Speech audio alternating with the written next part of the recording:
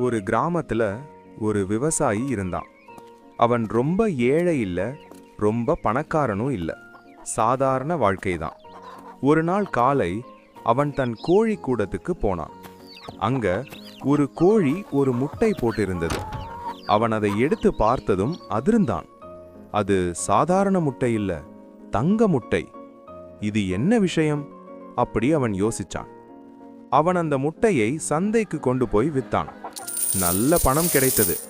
அடுத்த நாள் காலை அதே கோழி மறுபடியும் ஒரு தங்க முட்டை போட்டது. விவசாயிக்கு ரொம்ப சந்தோஷம்.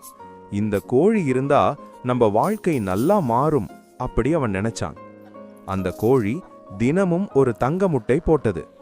விவசாயி மெதுவா பணக்காரனானான். ஆனா சில நாட்களுக்கு பிறகு அவனுக்கு ஒரு தவறான யோசனை வந்தது.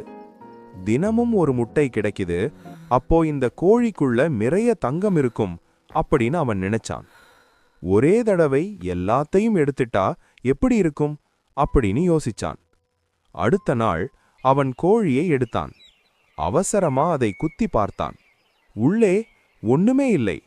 தங்கமும் இல்லை, முட்டையும் இல்லை. அந்த நிமிஷத்துல தான் உண்மை அவனுக்கு புரிந்தது. அவன் கையில் இப்போ ஒரு கோழியும் இல்லை, ஒரு தங்க முட்டையும் இல்லை. அவன் அமைதியா நின்னான்.